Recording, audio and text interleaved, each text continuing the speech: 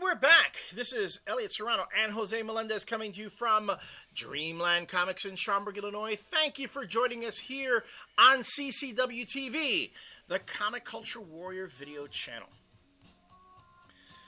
How come it's singular? We never really called it Comic Culture Warriors. Because that was your old thing. That was my thing, yeah. That was your old bag. Because everyone is a Comic Culture warrior. It's all inclusive. It's all inclusive. Okay. You are a warrior, you know. Oh, yes. So, that's my excuse. If you can buy it, I'm not selling much.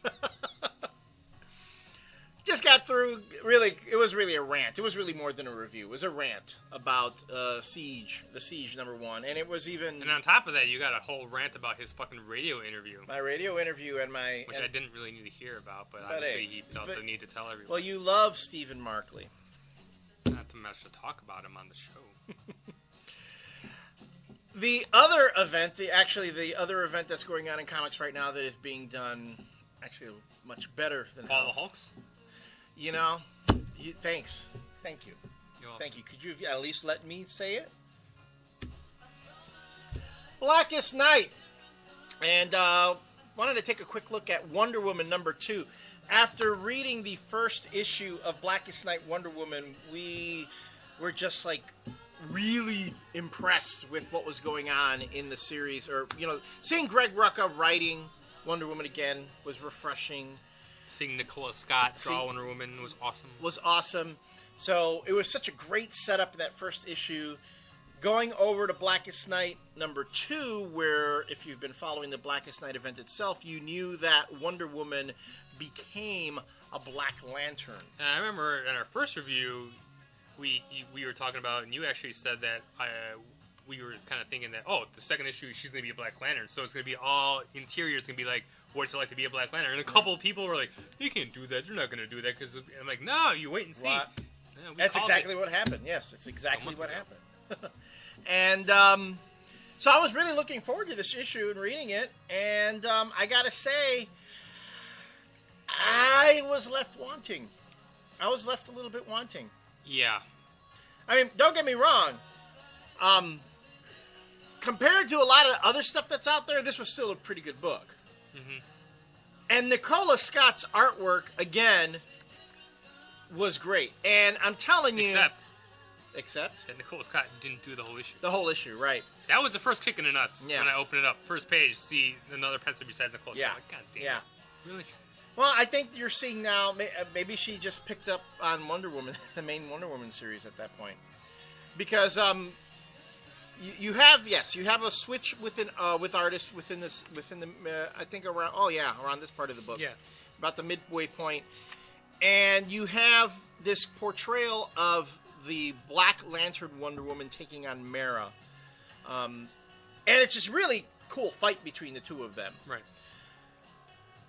My problem was this: I didn't understand the psychology of being a Black Lantern. I mean, I guess if you're a Black Lantern and you're still alive, but you're a Black Lantern, you become, you have multiple personalities. You're schizophrenic because you see the two bits of dialogue going on within Wonder Woman's or Diana's head. Yeah. And I wasn't really getting how that worked. What the process of the Black Lantern ring taking you over, how that was really affecting. Right. And this leads to another problem that I had with the book. Was the fact that they were partial thoughts of Wonder Woman, and then the Black Lantern would interrupt, and then they would never finish the thought. Right. The thing I like about Greg Rucka is I like to see him write Wonder Woman. I like to see him write her dialogue. I like to see her write her interior monologue. I got nothing in this book like that. Because all it was partial thoughts, and it was so annoying. Yeah. Because it's kind of getting somewhere, and then it stops. Right. And then it starts a new thought, and I'm like, it was just, it's like, stop, go, right. and it was just... It was pretty maddening. Yeah. It was pretty maddening. I mean, I just didn't buy it. I just didn't buy how the whole thing, that someone with the will of Diana could just... She's fighting enough in her own head to stop herself from time to time, and she's almost ready to pull a Bruce Campbell and lop off her own arm, to get rid of the ring. But things just kept going back and forth, I was completely confused with this whole bit here. When she kills Casey here, I was like, really? They're going to do that? But then she attacks Donna Troy, and I'm like, all right, this is obviously isn't real. Right. Because obviously they started off the whole thing with there's this interior struggle going on in her mind, and I'm like, all right, I don't think any of this is real. It could be all in her mind, and it turns out that it is. So it was almost completely unnecessary. Right. I just didn't understand the whole, and then the bit with Batman showing up, where I'm like, wait, hold on a second. No, Greg Rucka, this is the Greg Rucka thing that he did play up a lot. No, I knew that they had a relationship. Right. But this isn't Batman, is the thing, okay? I was confused if this is actually going on in the real world, or if it's, again, going on in this world that, Athena, not Athena, the goddess of love. Venus. Oh, Aphrodite. Aphrodite, right. My bad. Roman Greek. Yeah. Okay. That she sets up to kind of break the spell. So, I was trying to figure out where are these things happening, because she's trying to set up, Aphrodite's trying to set up this whole thing to rescue Diana from the Black Lantern ring, instill her again with love, so that way the Star Sapphire ring can come in and do its work. Right. Which, after talking about how things falling between the gaps in the siege, I have to say that I reviewed Blackest Night number 6. I Am Muskrat did a dual review of Blackest Night 6. One of my biggest problems was the fact that Wonder Woman is able to break the Black Lantern spell and get the Sapphire ring, whereas maybe Superman didn't get the blue ring. And then some people on the comments, well, if you read Blackest Night Wonder Woman, you would know why she was able to break the spell, and I had to read it. But so this is why that she was able, but you don't get this in the regular series. And then I don't know. And this was a stretch. I'm going to say I don't know if I can buy that Wonder Woman's love for Bruce Wayne is greater than her love for Donna Troy and Cassie. Because that's the thing that finally that breaks it. That breaks it. The Black Lantern can kill the other Donna Troy and kill Cassie, no problem. Even kill her own mom. And yet, when it comes to Bruce Wayne, that's the one thing that just This is something that this was a Rucka thing, and I liked it when he did it. And I don't think Rucka is going to go back to doing Wonder Woman.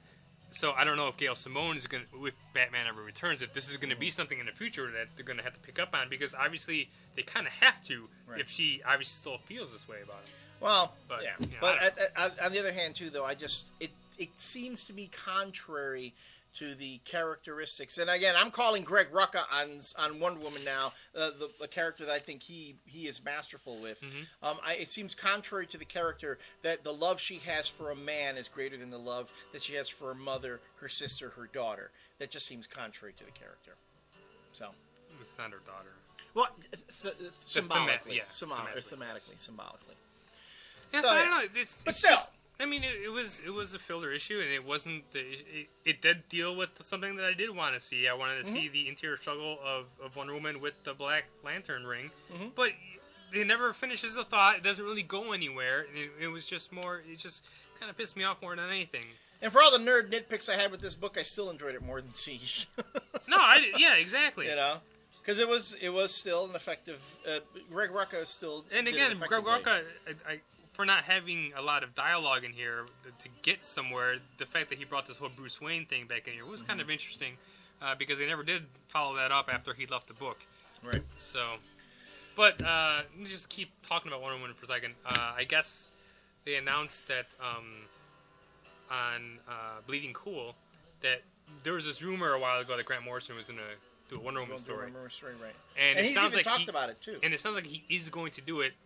And Rich Johnston had a teaser saying that Grant is waiting for somebody from Marvel to be done with the work that they're doing. Okay.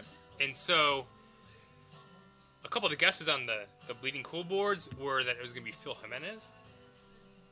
Because Phil Jimenez used to do Wonder Woman. Yeah. And Grant Morrison also said that it was somebody who he'd worked with before. Okay. So. No, yeah, Invisibles, right? Whatever. Yeah. Here's my problem. I don't want Phil Jimenez on a Wonder Woman. I can't stand Phil Jimenez. See, well, a lot of people love him. Yeah. My problem with Phil Jimenez is that he will always be, to me, the poor man's George Perez. George Perez. And that's all he will ever be. If he actually... Again, it's one of those things that where Grant Morrison is writing Batman, and I really want to read it, but then he has fucking Tony Daniel drawing it. And it's like, oh, come on, Grant Morrison. I still bought it because... But now, if it's Grant Morrison writing Wonder Woman, and I'm like, that would be awesome. I totally want to read it. If Phil Jimenez is it, I'm going to be, God damn it, again. I can't win with Grant Morrison. Why doesn't Adam Hughes? I mean, Adam Hughes is supposed to be doing. He was supposed to be doing an All-Star Wonder Woman, right? I think he's still doing that, but they're not calling because the All-Star line is gone. It's going to be something else. But I kind of was thinking that either that Adam Hughes thing or this Grant Morrison thing would be the Wonder Woman Year One, or Earth One, original graphic novel. So. Those two things might become that thing. Right. But we'll see. But that was the cool Wonder Woman news that I guess that Grant Morrison thing is going to happen. So we'll wait and see. Okay. Well, I'm out on that. When we come back, we have some more conversation about the comics industry, and I know we're going to have a rant in there too. So we hope you join us.